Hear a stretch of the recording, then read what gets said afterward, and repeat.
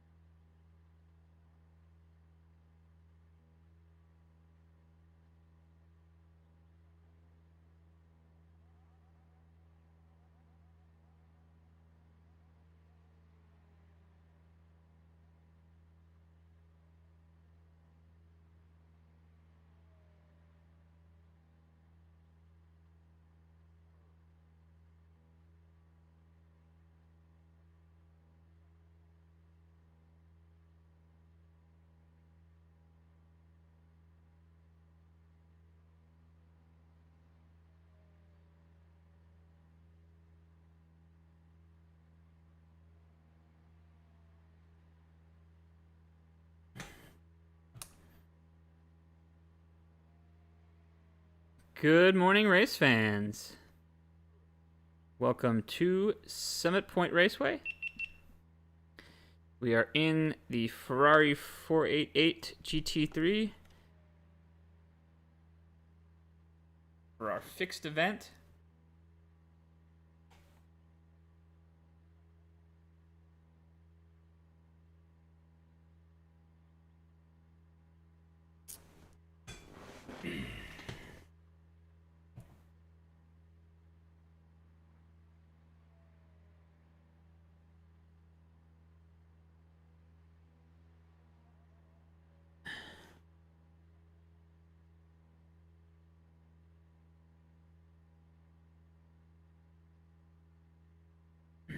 Done a couple of practice laps, about a second off of my pace from my solo session yesterday. The leader has just done a 108.83. That sucks. Is what it is. But I'll be bottom split anyway, so hopefully 1 second off my hot lap pace will be enough. I can keep a clean race to put me at the front. So hopefully you guys are getting clean audio. Made some changes to my setup last night. I had my interface plugged into a USB hub. Now I'm directly to the computer. I think that was what was causing the issue. A lot of USB stuff plugged into this machine. You know, pedals, wheel, 2 cameras, audio interface. It's a lot. And so it seemed like the mic was choking because it was plugged into a hub. So hopefully we've got that fixed. I know I said yesterday in my little test stream that we would do this at 5:15, but woke up a little early, so we're gonna do the 4:15 race. Hope. The leader has just done a 108.76. Holy cow, 108.7. Hopefully that doesn't screw any of you up too much. Anyway, race is gonna start in 1 minute. And we'll see what we can do. I was feeling pretty good at the end of practice yesterday, running some 110s. You know, it seemed good enough for a bottom split. Now I'm so sure. We'll see what comes out.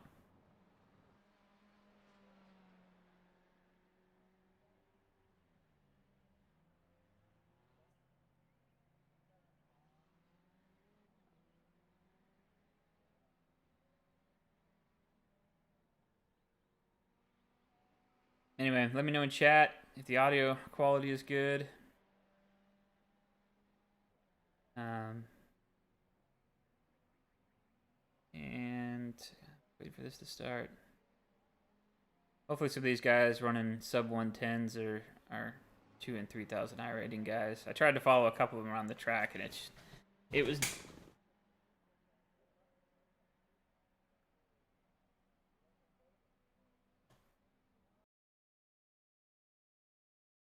not easy. And there were a lot of guys making enormous mistakes too, which you'd expect of a G-class race. This and the M4 are frustrating because of that. Earlier this week in the M4, I had somebody make a bonehead pass on lap 1. No, actually, I think that was lap 2. But early on in the race, 0 chance of success, and took me out. It's just, that kind of stuff happens. Quite difficult to protect your I rating in this, or not I rating, but your safety rating in these, but I guess your I rating too, really. Anyway, enough of me complaining about bad racing. Let's do some practice. Pad the I rating. Pad the safety rating. 72 kilometers per hour. Exit's clear. Don't cross the white line.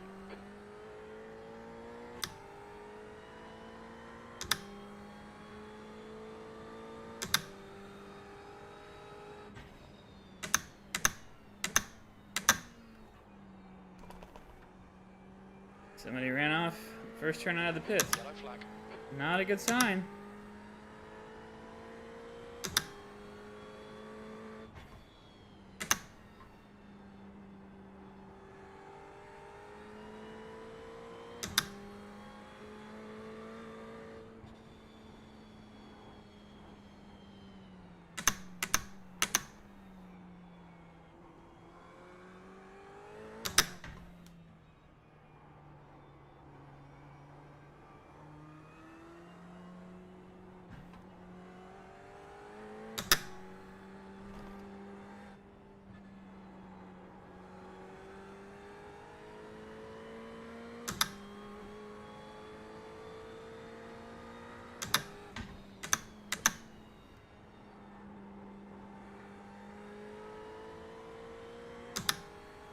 Man, I got a whole lap of practice in. That's pretty cool. That doesn't happen very often. Not a fast lap or anything.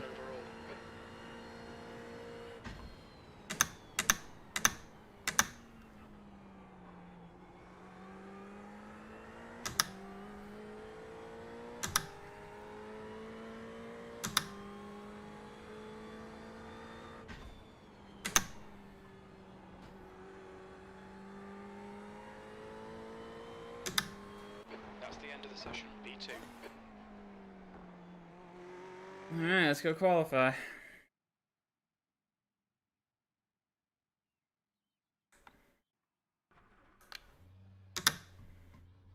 Pit lane speed limit is 72 kilometers per hour.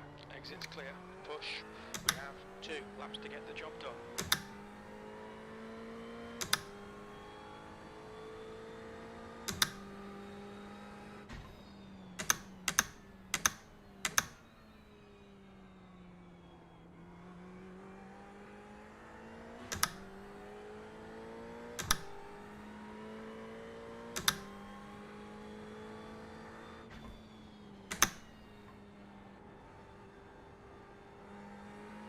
First lap out. Carry some pace.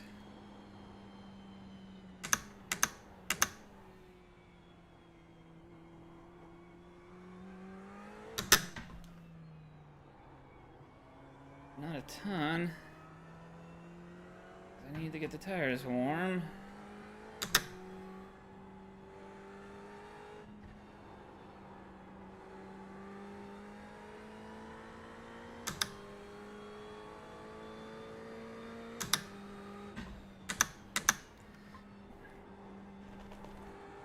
This is where it starts to matter. Okay. Here we go.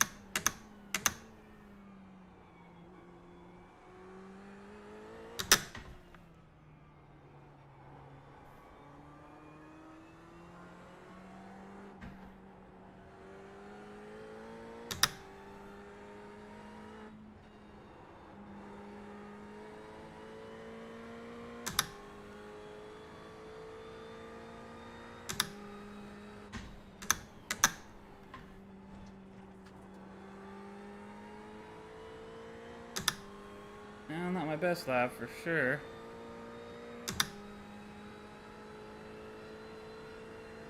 E4.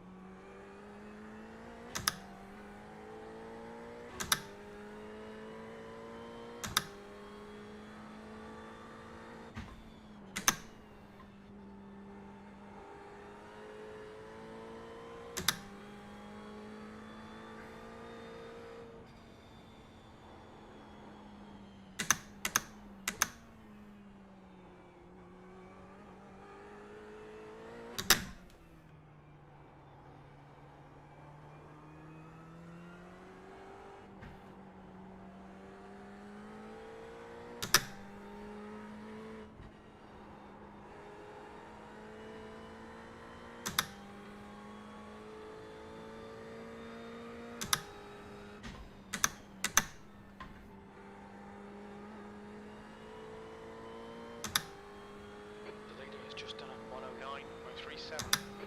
Man, that's fast. Okay. Still not my fastest lap, but Position. God, 7th? Seriously, in the bottom split? Man.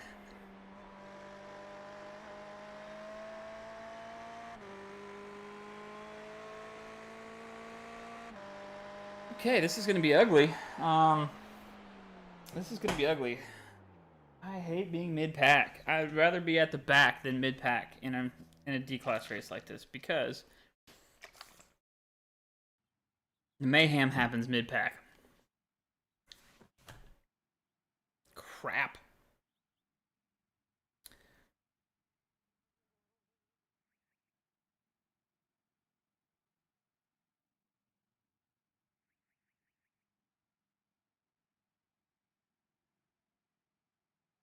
Oh man. Yeah, somebody ran off in turn 1 and they're out lap in practice where you can't even get up to speed. That's the kind of guys I'm racing against. And now I'm in the middle of that group. Good night. I'll be amazed if I survive the first lap. Yeah.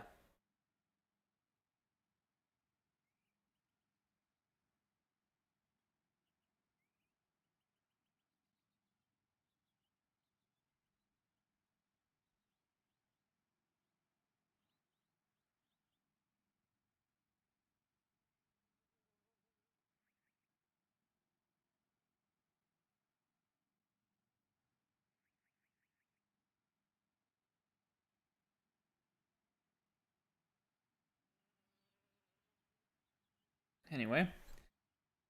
Guess I can go ahead and put my gloves on. Kind of forgot about that.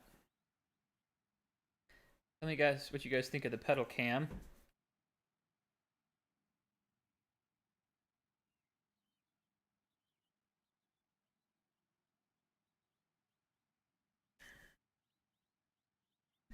I don't know, without seeing pressures, if it's terribly helpful or not, in all honesty, but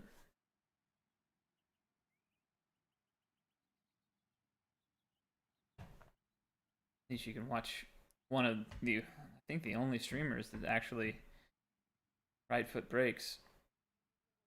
Although case could be made that I'm pretty terrible, so maybe that's because of my right foot braking, but said previously that the reason I right foot brake is because of my actual track car. And last week I actually decided I'm gonna sell my actual track car. I still get to drive it enough. It's just sits. I enjoy the sim racing enough, and I get to do it obviously daily as opposed to 2 or 3 times a year. So yeah, I'll get rid of it and continue to do sim racing for a while and come back around to it in a couple years. Right now I got a 2-year-old and about to be a 4-month-old, and so when they get a little older and it's less ruinous for me to leave my wife with both of them for a day, I don't know. Maybe I'll be at a better place financially and I'll go buy a new C8 Corvette because I really like those cars. Maybe I'll buy a Mustang GT350 because I am a Ford guy at heart. In fact, my current track car is a Mustang. We'll see. But you know, came originally from sport bike racing to cars, and just needed something competitive, something to scratch that racing itch, and sim racing is getting good enough that it's doing that for me. So might as well save myself some money. It cost me $100 a month in insurance, $145 a month to store it because I don't have enough room in my house. So pretty big savings to get rid of that car. Plus, every time you go to the track, it's $400 or $500 for the track day, plus fuel, plus meals from being out. It's racing real cars is not cheap. It's not cheap at all.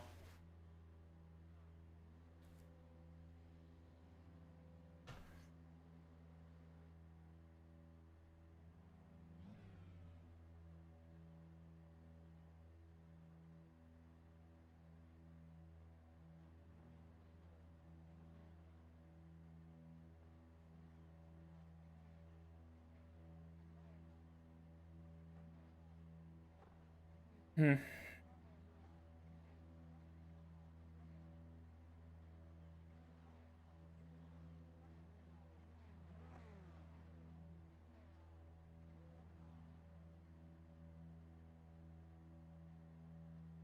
Man, I'm actually 9th.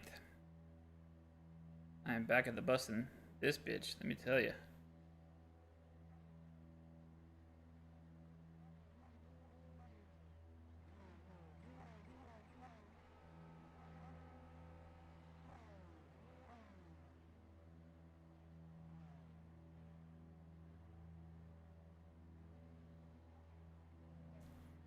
At this point, my only goal is just merely to survive the first lap.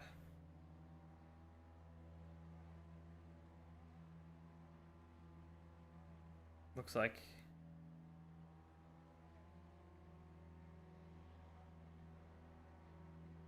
the warm-up lap is a full lap. 104 Fahrenheit. The air temp is 78 Fahrenheit. Not my favorite. Just gives people more chance to do something stupid and hit you. Give you a 4X. Follow car number 1.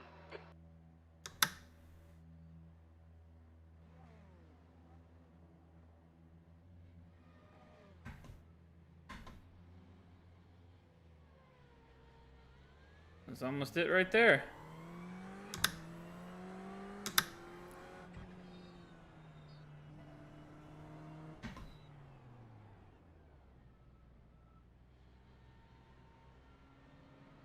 No idea what happened there. But that's the kind of stuff I freak out about. You don't want to collect a 4X on a warm-up lap, but it happens, especially in D-class racing. Catch up to car number 1.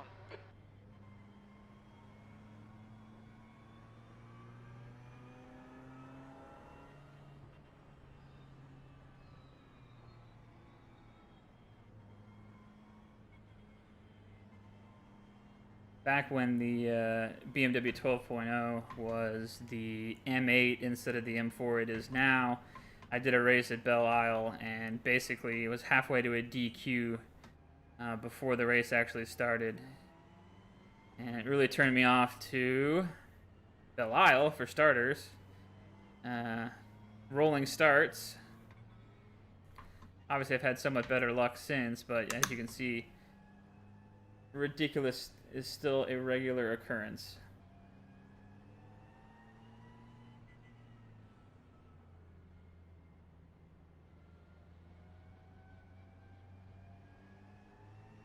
We need to catch car number 1.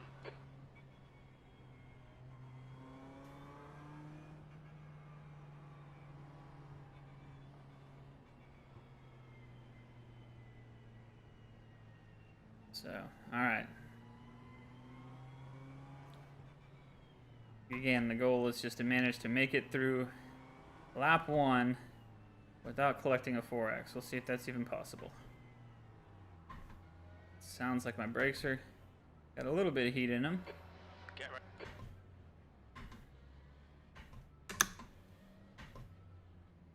I don't know what the hell's going on here.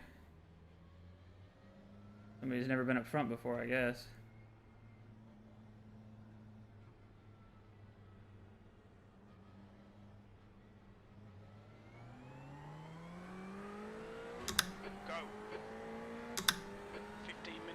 That's 15 minutes. Stay in the inside. Brakes early. Car left. Clear left. Oh, come on!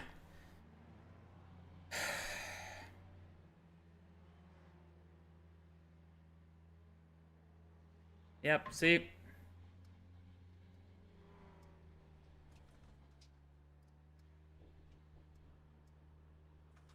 That's why I don't like being mid-pack. Oh, Blake, shocking start. Come on, get it Yeah. together. Tell that to the guy who spun me around.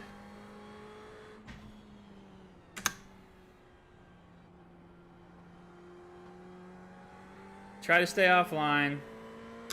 Best you can.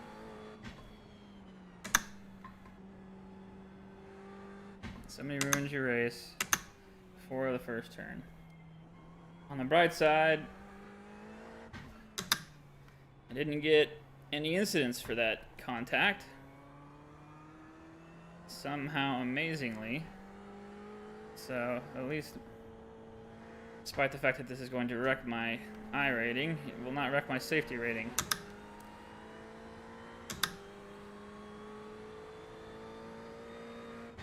The car ahead's pitting.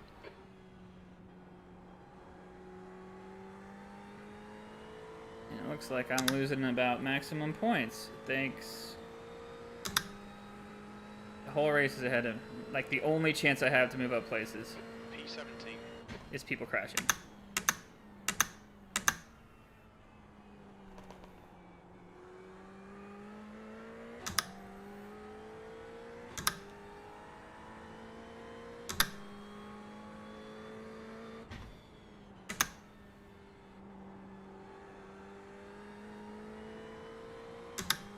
That is one of the follies of bottom split D-class racing. The leader's just done it. 109.16. Jesus Christ. I mean, obviously I didn't have a chance at podium, but...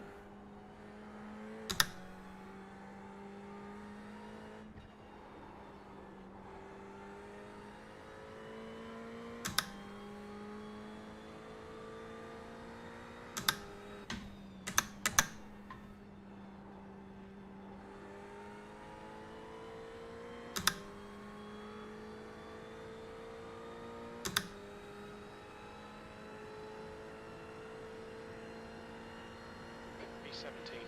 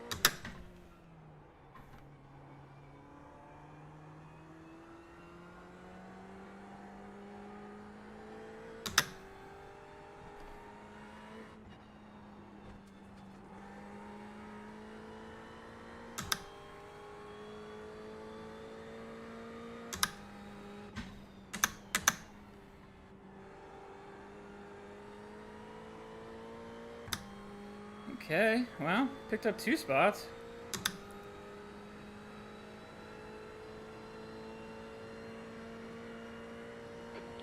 Place.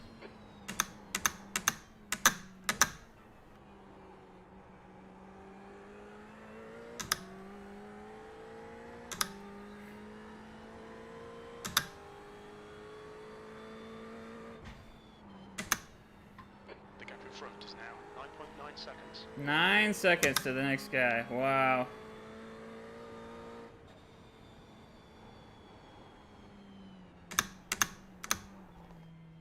That was incredible.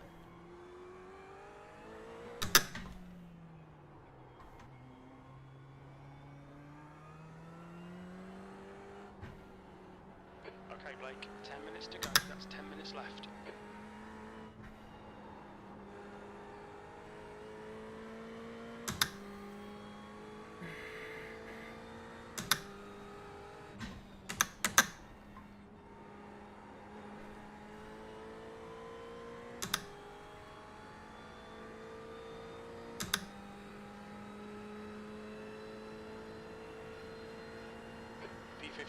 That was a 111.70.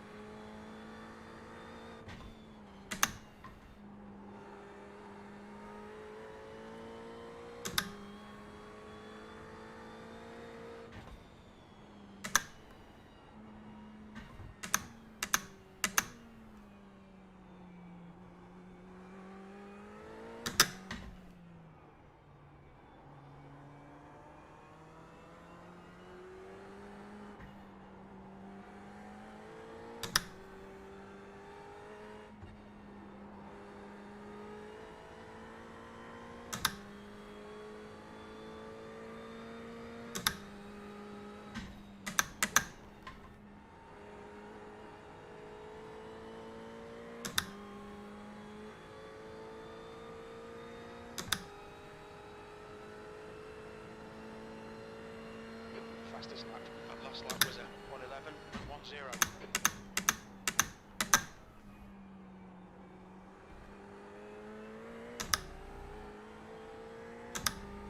Alrighty.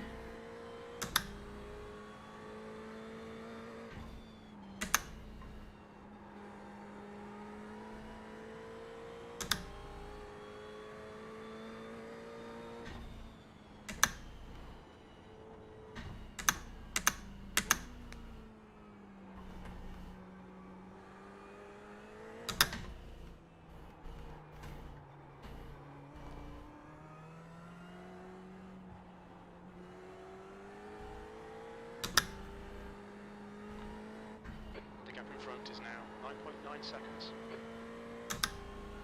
That guy's a lap down. Shit, okay. You're halfway home. Got plenty of fuel.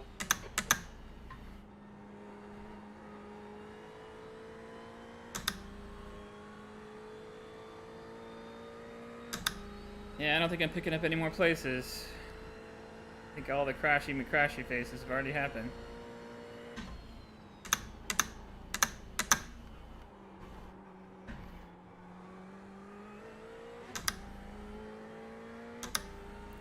Guess we'll just play with this guy. Shame, shame. Oh, that's what I'm doing.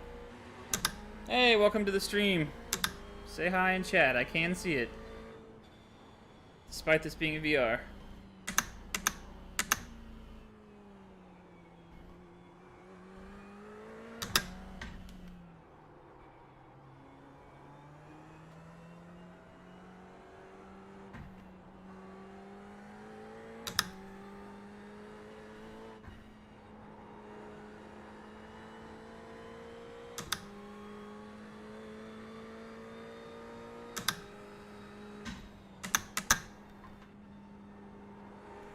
You wonder what the hell is going on? Qualified mid-pack and somebody spun me in the first turn. Yeah, I am, but the guys up front are running sub 110s, so, and because I got spun in the first turn, I'm back of the bus in this race.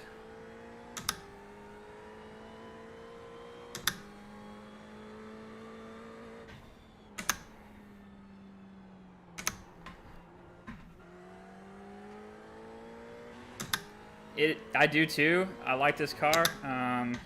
It's fun, but when you're bottom split like I am, there is an issue with people doing silly stuff right out of the gates. We had a couple contacts on the warm-up lap even, which is just frustrating.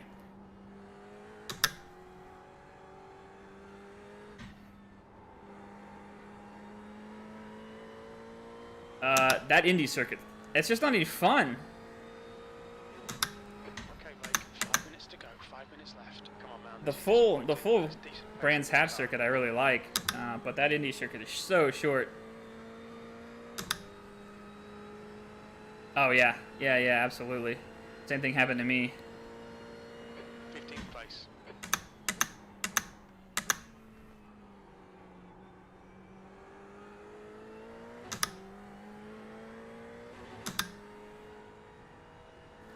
I mean, that's, you know, that's D-class racing in a nutshell. I did the In front is now 9.5. M4 GT4 last season too, the BMW 12.0 series, and it's the same thing where it's just like I was either on the podium or huge I rating loss depending on what somebody else did to me. And the worst part is I anticipate it. I try to stay out of the way. Like a lot of times if I don't qualify way up front, I mean, I don't start from the pits like some people do. You know, I've already got an A license. I don't need to protect my SR that much. But I do, I'll get off the line in the first corner to hopefully allow the mayhem to bypass me, and it still does it most of the time. It's really frustrating when somebody ruins your race right away.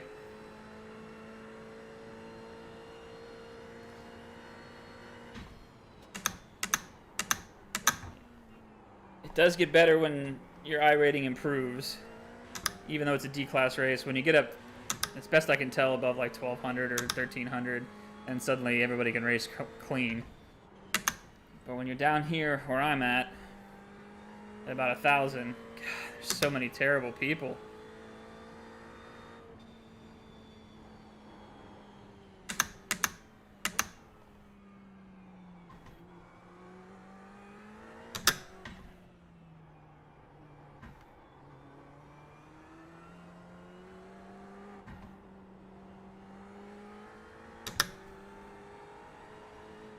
Ooh. Almost lost the rear there. Yeah, just stick to it. The safest thing to do is to start doing some of the longer C-class races. Even if you're kind of towards the back of the pack, you'll pick up a little I rating and a lot of safety rating over the course of a 45-minute race, you know? If you can keep it clean. You're not going to be setting the world on fire with your lap times, but...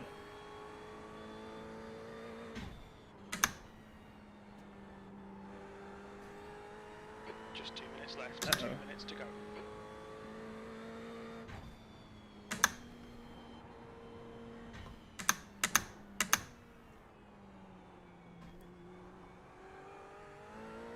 So I don't know if you've done a ton of laps at Summit Point yet.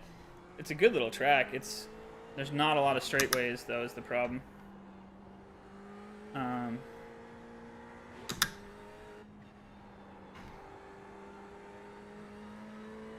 Yeah, I do both of those too, actually. I'm doing IMSA in the new C8. I'm an American, so of course I got to buy the Corvette. And then I'm doing... last season I did the VRS Sprint in the Merc, because man, that car is just easy to drive. But because I decided to do this series, so I figured, oh, I'm already doing laps in the 488 GT3. I might as well do that in IMSA as well. So this season I'm running that car. Yellow flag, caution. Oh no! Alright, Blake, we've just cut the track.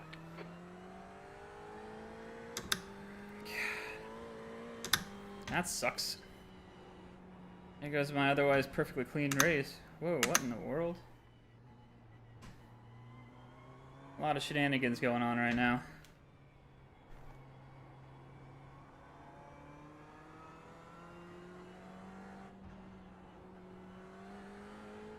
Hey, can you tell me, does my mic sound good to you? Is it choppy at all, or is my audio good? I have no idea. Yeah, that was ridiculous. That's the kind of stuff you get in D-Class. That's why I backed way off, although apparently that wasn't enough to at least keep it on track. Mic is good, thank you. Had some choppy audio on my last stream on Thursday. I think I fixed it.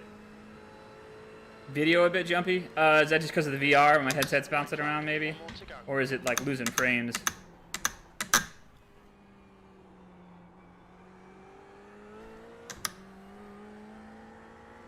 Yeah, that's what I figured. I got my chat window set up way over to the right, basically in the passenger footwell, so in order to see your chat, I gotta constantly look over there. So that's probably really what you're picking up on. Large is now leading.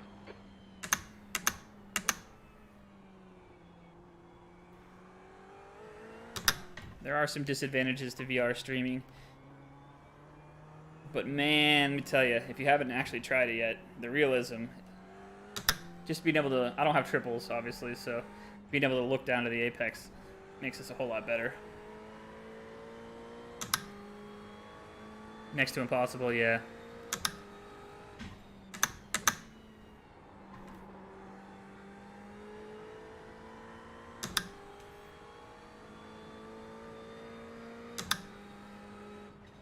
Yellow flag, watch out. V13, okay, it's over. Yeah, I thought about it, but right now I've got dual 27-inch 2560 by 1440p gaming monitors, 144 hertz. So I have to give up one of those or both, and the real estate on my desk is it's just not there for it. I can. When I first put on this, so this is that Valve Index headset. Yeah, it was one of the ones I had to wait months after I ordered it to get it. When I first started wearing it, the first track I did was Belle Isle, which is, you know, lined down both sides, and it actually made me uncomfortable to look any other direction besides forward. Then I realized that I had the refresh rate of the headset set to 60 hertz, and when I bumped it up to 90, then the only time it actually made me uncomfortable is when I like hit a wall, like that sudden stop, and your body is kind of bracing for it, and it's not happening to your actual body. But now I've crashed enough times that it really doesn't bother me. What's your speed limit in the pits? Pit lane speed limit is 72 kilometers per hour. I can say that it does make the dash hard to read, and obviously there's some, you know, difficulties with streaming as well. But that's okay. Yeah, I have to strain to see what my brake balance is. But on this track, actually, the brake balance was pretty good at the 54.1. Car comes out at...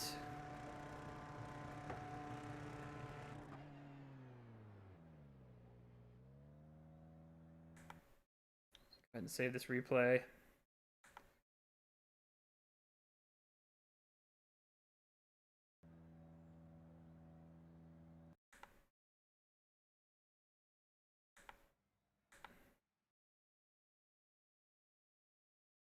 Alrighty. Well, that was pretty abysmal. Right about this time, so I'm an American. This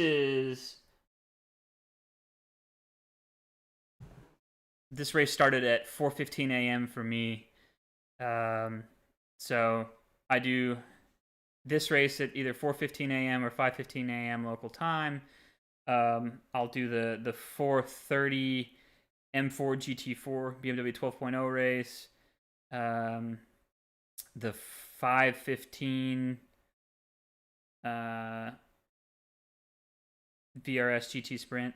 So right in the now to a half hour from now window. I stream Tuesdays, Thursdays, and Saturdays, guaranteed. You know, assuming that my 2-year-old son doesn't wake up. And then yeah, if I'm on and practicing any other day of the week, I might jump on too. Yeah.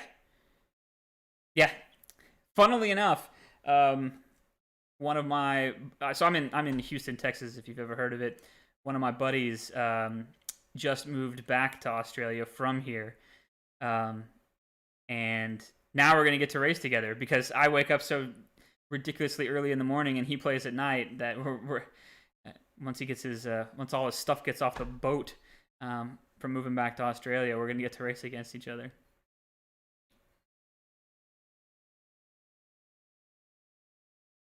But yeah, this is it. Like I said, I have a 2-year-old son. Man, I can't remember the name of the town. I know he went to I want to say he's from, or he went to the university at Sydney, but he's living out in the hills now. I don't remember the name of the town.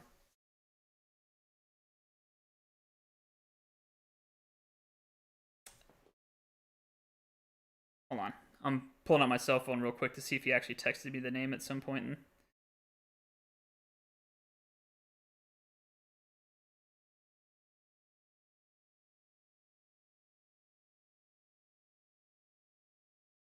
Do see here.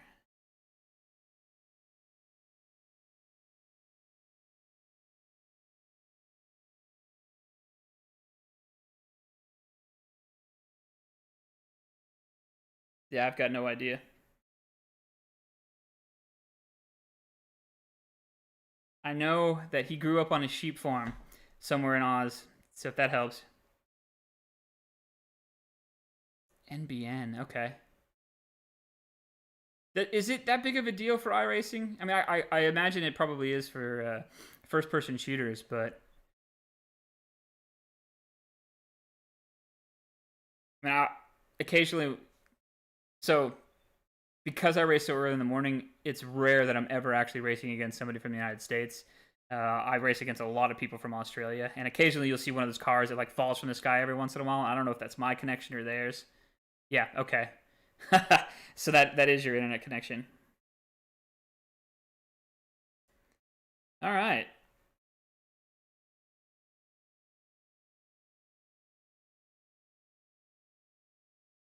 I just sent him a message on WhatsApp to find out where he's at.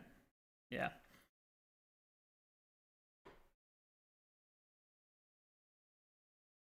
Yeah, I don't know how that works. I know that you guys get your own supercar servers that none of the rest of us in the world can play on. I guess that's a big series over there in real life, and I guess it's a big series for you guys virtually too.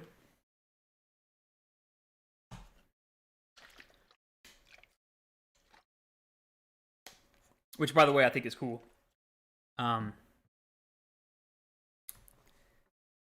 when Chevrolet, which is your Holden, started selling the, I think it's the Commodore SS here, I kind of wanted to get one, and I've seen a couple guys that have actually ordered like all the Holden emblems and grills and stuff like that to put on their Chevy SSs in the United States. And I think it's really cool when people do that. Well, see, the thing is with our NASCAR is that most of the races are ovals. Yeah, big old V8. See, the funny thing is for America, everything's a big old V8, right? So it was just interesting, Australian styling that we didn't see. Yeah, LS platform. Yep. Everybody got the SS version, which is the 6.2 liter LS3 here. That was the one to have. But that engine, or is in everything. The HSV GTS. Yep. No, what I really want to check out is the Monero because we can't get him here. There's one guy. So I'm in Houston, Texas, and there's one pro drifter out of Austin, Texas, which is about 3 hours from here. Austin is where Circuit of the Americas is at, and he actually imported the Ute, and that's his drift car. And so I occasionally see it on a trailer going through town. Oh, no kidding? Oh, that's right. Did they cancel it? Yeah, the Maloo. Sorry, I'm getting my vehicles confused. These aren't things I see every day, obviously. So.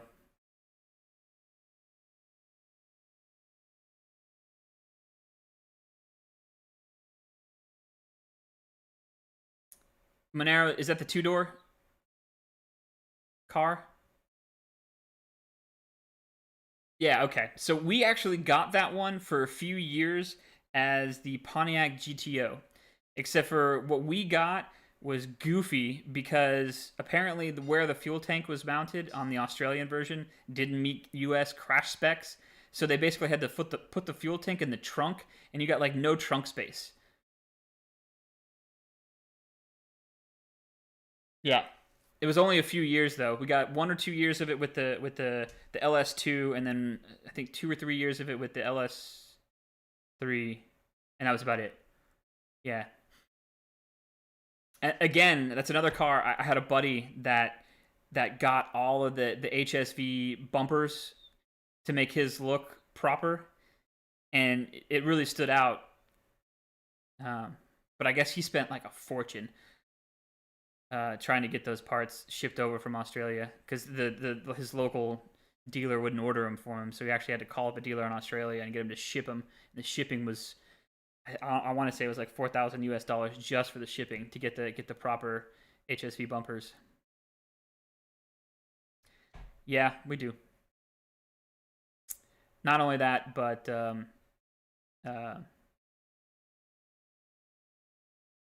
we can mod them. You know, I don't have the restrictions and modifications. So I have a real track car right now, like an actual car. It's a 2001 Mustang Cobra, which my understanding is you never got at all. But it's got, you know, it's got 6-piston front brakes, which are not factory. It's got long tube headers, which are not factory.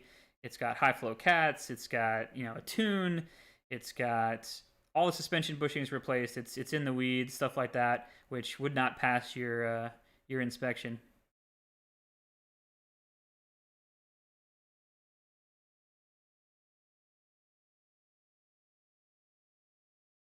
Yeah, were they not selling well? I thought those cars were pretty popular there.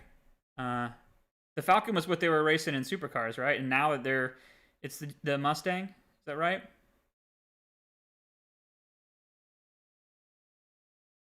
Yeah, Falcon and Commodore. So yeah. So you could get a Falcon with the 5.4 liter V8. Is that accurate? I think they called it the Boss motor over there. It's not a Holden. Okay. Yeah. So all of our cars in the U.S., you couldn't get the 5.4 liter in. You could only get that in the SUVs. And in fact, the dual overhead cam version that you could get in the Falcon, you could only get in the Lincoln Navigator, which was the, you know, luxury SUV. So I know a couple guys that wanted to swap the 5.4 liter to their Mustangs. So they actually, again, had to call up a dealer in Australia and order the Boss 290 intake to make it all fit in a car. Oh, you know what? I just saw someone that on YouTube that swapped that Barracuda into a GT350 with a ginormous turbo. Yeah, you might want to look that up on YouTube. Just search for Barra Swap GT350. The guy made a ton of power out of that inline six.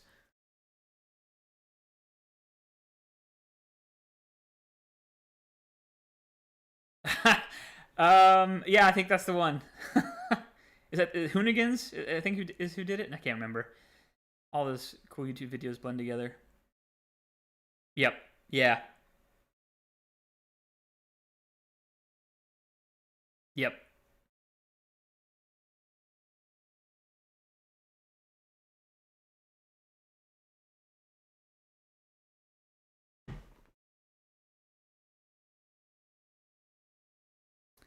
The coolest thing that you guys get that we can't touch, or I guess got that we can't touch, is the old Skylines. They're just now. We can. So the rule in the United States is a car under 25 years old, unless it's for sale in the U.S., you can't import one.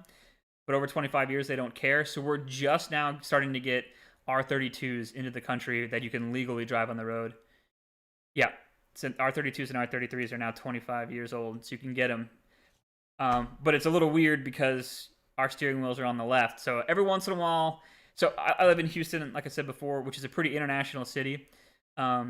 So there's a pretty big import car culture here, and every once in a while I'll see somebody driving on the wrong side of their car, and I'm like, "Yep, hey honey," you know, say to my wife, "That's a Skyline. You can't get those here." So we got the R35, the GTR was the first one we ever got. Yeah, but the GTS is plenty cool.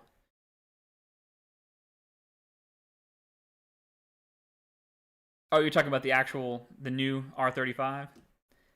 I had a buddy who had one for a little while. Yeah, the older ones. Yeah, I gotcha. Yeah, in fact, I don't think I've actually seen one of the R32 or R33 GTRs. The ones that people are importing are the GTSs. I'm guessing it's just because that's what they can get their hands on. It's cool enough just to have a car that's a right side drive here that you don't need to worry about it making all the big power. I bet. I think all turbo cars are pretty popular there, right? Just because you can turn up the boost and turn it back down when you have to go in for inspection, so you can actually make a little extra power.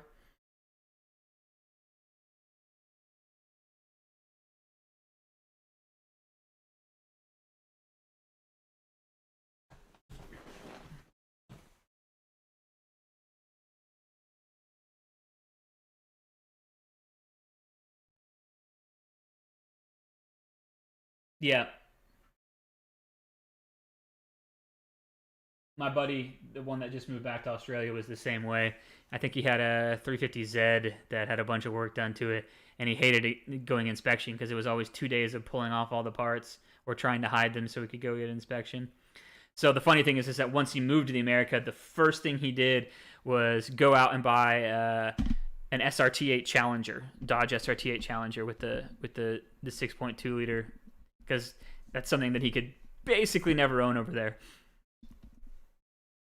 And then he, obviously coilovers on all four corners, loud exhaust, everything he could do while he had the chance while he was in the States.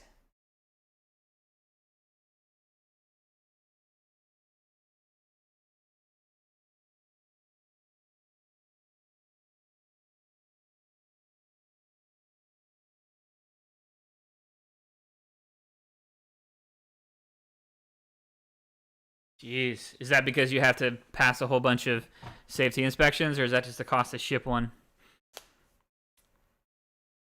I know, because my buddy grew up on a sheep ranch. He was saying that he knew a couple guys that had imported some of our heavier trucks, our F-250s and stuff like that, and they were six figures as well. So consequentially, I have a 6.4 liter turbo diesel F250 that he used to like to borrow because it was just, strange to him to have something that big. Import, yeah.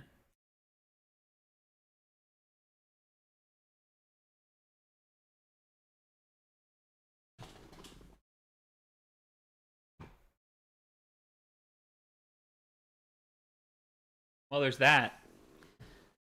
Yeah, I guess those parts are probably hard to come by for some of the older cars. At least Ford went and made the right-hand drive version of the Mustang, so you guys get that now, right? Have you seen one with the Coyote V8 yet? Oh yeah, this is not this. An F250 is certainly not a Ute.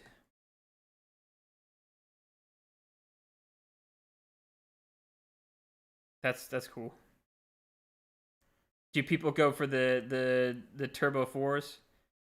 Okay, that's actually not bad in all honesty. 2 minutes left. 2 minutes. 50K. I mean, I think they're 40 or 45 US. So that's not. But as top spec, does that get you the V8, or can you guys not get the V8 there? Never seen a non V8. Okay, wow. See, I figured that the EcoBoost, the 4-cylinder turbo, would be all over the place. 2 kilometers per hour. There's a car approaching. Don't cross the white line. Watch your mirrors.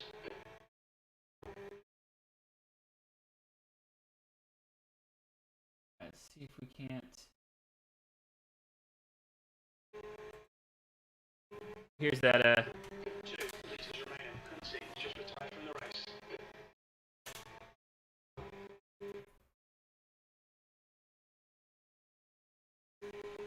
Let's watch this incident here. This is my first lap. Try to stay up the inside the best I can. And that guy closes the door on me. There's my race over.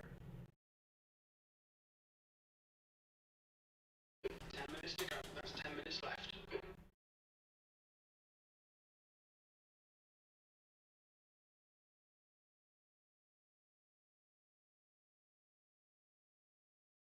Yeah, it's par for the course when doing D series races.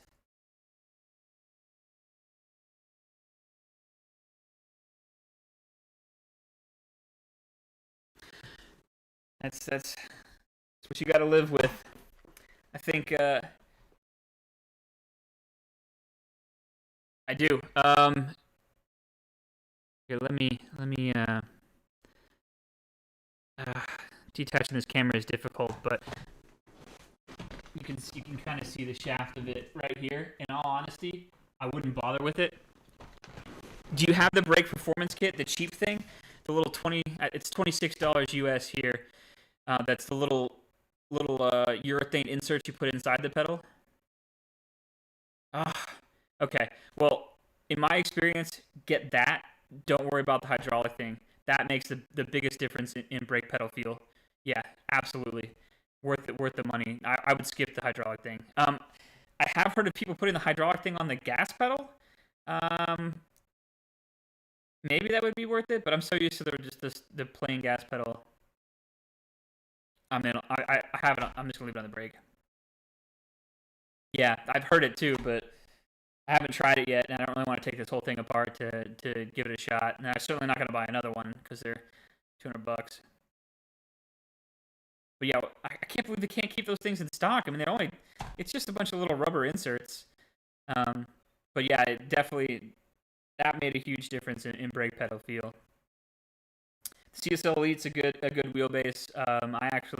That's what I was on until just a few weeks ago. Actually, I just upgraded to a DD2.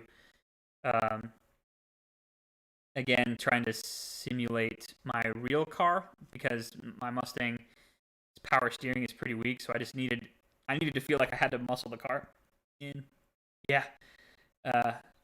I've spent way too much. Quarantine has been costly for me when it comes to sim racing gear. But I love having to manhandle the heavier wheel. Yeah, so I started off with it. I signed up for iRacing in February of this year, and at that time I was using a borrowed G29, and I thought, wow, this is cool. This is a way for me to practice for my real car. I'm gonna get my own stuff. So at that point, I ordered a CSL Elite PS4 because I was still screwing around with Gran Turismo, and the V3 pedals. And so I played with that stuff from March until about 3 or 4 weeks ago.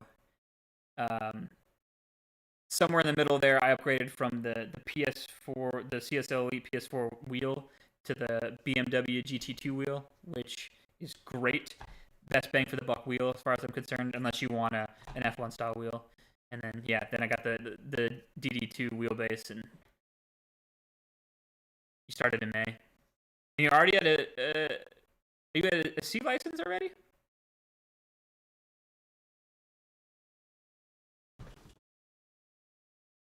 Oh wow, wow. So I have an A license too, but man, you've been putting in some serious time racing. That's great. Safety first, man. That's pretty cool. That's dang, man. That's amazing. So I did you do the start from the pits technique? Because I got stuck in D license forever because of incidents like what you saw happen today, where I tried to keep it clean and somebody ruined it for me. Yeah, that happens. Yeah, I'm at a like I kind of bounce between 1100 and 1000 pit starts and rookies in D. Yeah, yeah. I didn't, and I paid for it. Once I got out of D, it went straight to A in one season. But man, I spent an entire season in D just getting wrecked.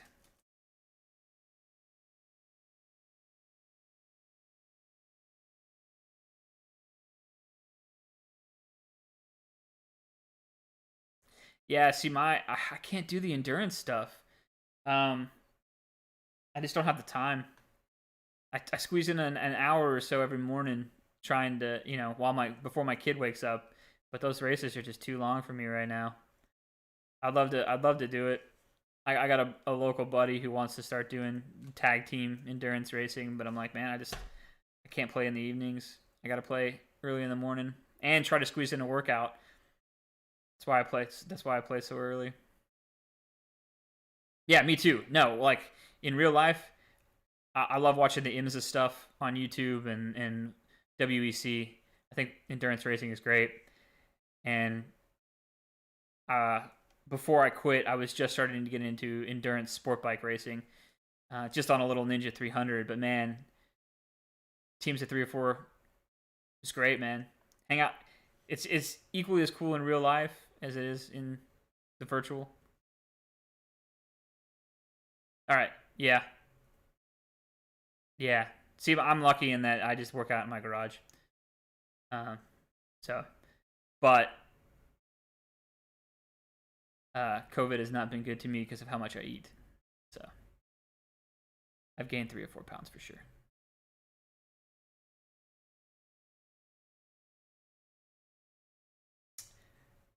That's, I mean, so I had a Ninja 300 endurance bike because that was the cheapest endurance class to race in. You could go, you didn't have to do a tire change.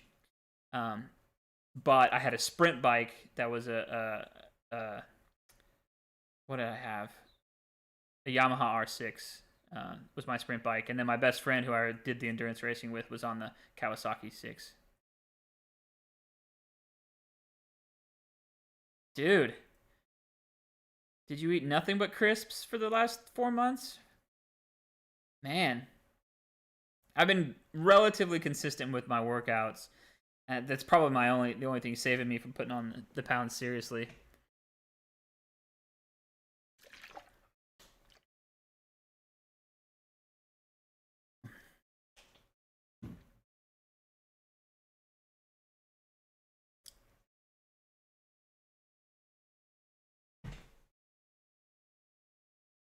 Well, man, I gotta log off, but thanks for talking to me. And check back in. Like I said, I stream Tuesdays, Thursdays, and Saturdays around this time for sure. And then sometimes I play every morning, so sometimes other days I go ahead and log on. But yeah, thanks for checking in.